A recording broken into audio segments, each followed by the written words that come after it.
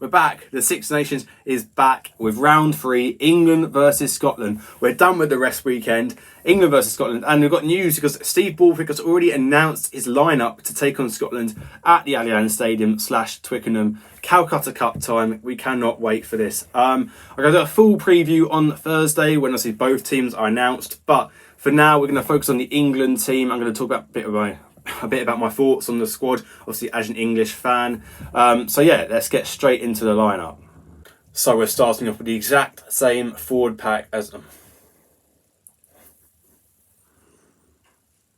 into the front row. We've got the same front row as last round. You've got Genge, Cowan-Dickie and Will Stewart. So yeah, I think the biggest talking point is Cowan-Dickie. He got a lot of criticism after last round against France, mostly for his line-out throw. But some people in the comments on Instagram saying, what's he even have to offer? It's like, oh my God. I think Cowan-Dickie has been fantastic for England and Sale Sharks this season. I thought he was really good in the Autumn Nations series. And even against France, just around the park, he was pretty decent. So just a few skew-whiff line-out throws has got him a bit of criticism, but I'm happy to see Cowan-Dickie get another opportunity. Don't get me wrong, Jamie George, Saracens legend, that's his signature, had a real impact off the bench last game against France. But I'm happy to see Cowan-Dickie get another shot. But hopefully we can sort out that line out a bit. Talking about the line out, Maro Itoje and Ollie Chessum are the starting locks, which means George Martin has dropped to the bench. An interesting change. I think George Martin has been really good this Six Nations, actually, after coming back at what I thought was a poor Autumn Nation series from him. So I'm a bit surprised at this, but at the same time, I do think Ollie Chessum is a starter if fully fit. So, and I think he's been good off the bench in the last 2 rounds. So I'm excited to see Ollie Chessum back starting for England. The first time in a year he has started for England. That's crazy. Going back to the props, so I just kind of skipped over there. Genge and Stewart, I thought they did really well, as they have done all autumn and Six Nations for England. I thought they did really well against the likes of Antonio and Gross. I've been saying his name right. But yeah, I thought those are 2 big guys, and I don't remember England conceding any scrum penalties, really. So I'm happy to see those 2 giving another go, Genge and Will Stewart. Should be able to manage what Scotland are able to throw at them. So yeah, I'm excited for that front 5. Going into the back row, we go again. Tom Curry, Ben Earl and Tom Willis. As I said, I thought Tom Willis had a great starting debut last game against France. Saracens legend. Oh, I've knocked my hat off. And then, yeah, I thought him playing at 8 really released the shackles on Ben Earl at 7 because, there's 2 different ball carriers. You don't know who's going to be the main ball carrier at restarts off the back of lineouts. So, yeah, I thought that was a nice addition having Tom Willis there, who played really well. Like to see him get like a full hour this time at least. He was hauled off after 50 minutes against France. But it was the right time, to be fair. Borthwick made the right decision. Tom Curry at 6, who has been unreal this Six Nations. He is fantastic. When he's at his top, oh my God, he's really put his name up to be like, I should be starting in the Lions. So yeah, if Tom Curry can just continue doing what he's doing, please Tom, keep going. So I think that back row is our strongest back row available to pick. Obviously no Underhill, Jack Willis in France. Those are the 2 main ones you could argue. But yeah, I think that's a great forward pack, and I'm very happy with that. I'll just put my hat back up. That's Nottingham and Coventry, guys. I just did some match day vlogs. If you haven't watched them, please check them out. Gone to some championship clubs there for the match days in the Premiership Rugby Cup. But moving on to the backs, we have Alex Mitchell and Finn Smith. Again, that Northampton Saints halfback link, I think is really crucial and a real asset for England. Ireland are doing it with Gibson Park and Prendergast. France were doing it with Dupont and Tamac. I think it's something to really... I think it's a really important aspect which can elevate your team if you get it right. So that's going to be interesting. Obviously, Finn Smith at 10, that was the big debate. He was fantastic at France, against France on his first debut. On his starting debut, so sorry.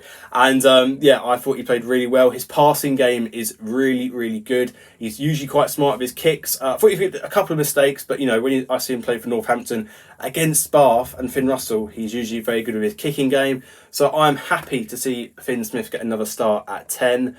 And talk about Northampton, let's go straight to the wings, because we've got Ollie Slightholme and Tommy Freeman continuing on the wings.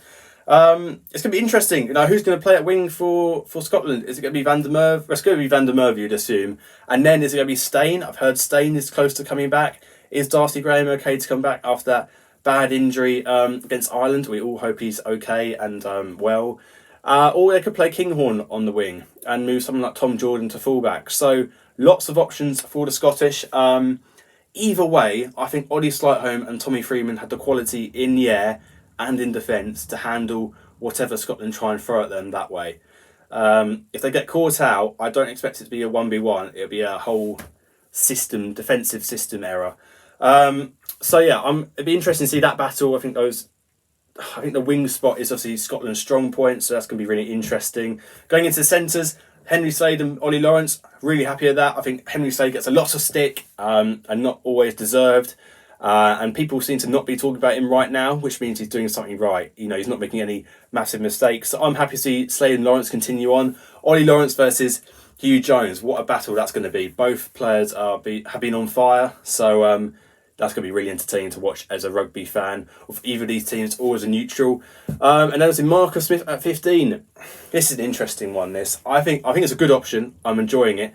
I thought it worked really well last game. But France just kept kicking it to him. Put some high balls up. If Marcus Smith is not the biggest guy, just put up, Penno against Marcus Smith, and I'd fancy Penno. But they didn't really do that. They just kept kicking it long to him, and Marcus Smith will kick back or run it back all day long. So if Scotland could be a bit smarter with their kicking game, that could be a potential, still a thorn. Is that a right phrase? But anyway, I think what Marcus Smith really offers at 15 is that potential, another line break option. He still made a couple of line breaks against France, and whereas Scotland have a really good defence, I still think there's more individual defensive mistakes within that back line they could start than France's. I think France's have a better core group of tacklers, if you know what I mean. So Marcus Smith could slip through a few gaps, and his kicking game is really good as well. And he's a second distributor after Finn Smith. So, if they kick to Freddie Stewart, I don't know, yeah. Freddie Stewart would be better in the air, but I want to get into my point about Finn Russell, because Finn Russell should start, I think, surely. And Finn Russell's played Finn Smith and Marcus Smith in the Premiership, whether it be Barfy Harlequins, Barfy Northampton Saints. And from what I've seen, Finn Smith usually gets a bit better of Finn Russell more than Marcus Smith does, I think. But I also think Finn Russell is the best, has the best kicking game of the three fly halves I just mentioned. So maybe this is a way to try and combat that. Having having Smith and Smith as two kickers to return Finn Russell's kicking game, and having Marcus Smith at 15 offers that second person to sort of return the kicks Finn Russell might put down in the England's end. So I think having those two kicking options is smart. Freddie Stewart has a massive boot, but he's not the best with accuracy in his kicking game. So I think this could be a really smart move from Steve Borthwick.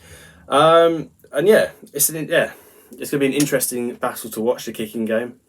And into the replacements, it's exactly the same as last week, except, of course, George Martin swaps off with Ollie Chesham. So let's get into it. Jamie George, obviously replacement hooker. He had a fantastic impact against France last round. So hopefully, he'll have that same impact against Scotland. Obviously, the line out is an area we needed to improve. So hopefully we can do that. Finn Baxter and Joe Hayes continue on as the replacement props. I thought Finn Baxter had a fantastic impact last round. You saw him get the try. Obviously, he didn't have the best impact in the Autumn Nation Series, so good to see him get close to the form he was finding last season. George Martin also said on the bench, I feel like he's been slightly done harsh, but that's a great option to bring off the bench. He will play at some point. Cunningham South didn't get off the bench last week, but in that Tom Curry in that form, doesn't have to. But that's a big ball carrier. And then George Martin and Cunningham South are both big men, a lot of muscle to put up against Scotland if we need it in the final 20. Ben Curry, I think he had a really good impact off the bench last game as well. I thought he was good against Ireland when he started, so another quality option in the back row for England to come off the bench. Harry Randall continues his role as replacement 9. Didn't come on last week. If the game's close again this week, do not bring him on. I like Harry Randall, but Alex Mitchell for me is a level above.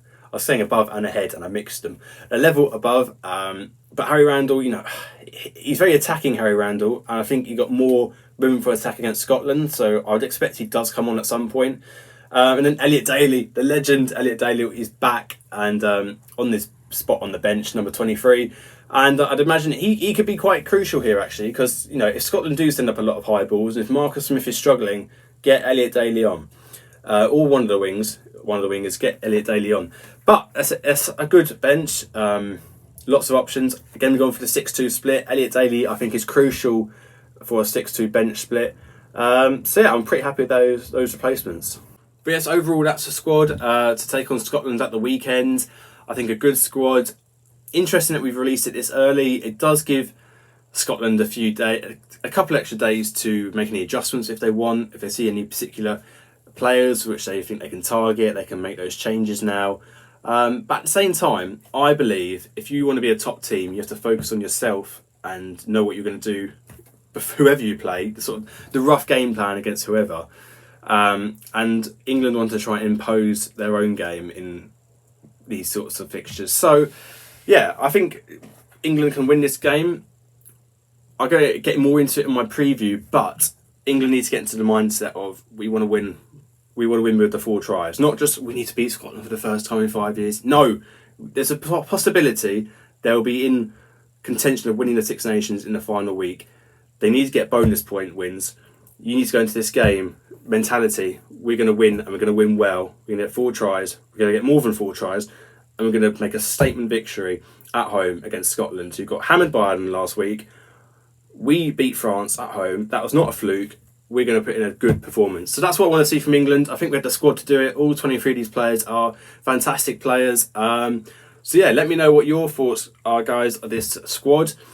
Please check out my matchday vlogs. I have a couple more previews of the games on Saturday coming out on Thursday, and then the preview of the Sunday game coming out on Friday. A couple of Super Rugby ones going to be coming out, and yeah, that'll be it for now. Please like and subscribe if you've got to the end of this video, and I'll see you in the next one. Cheers, people.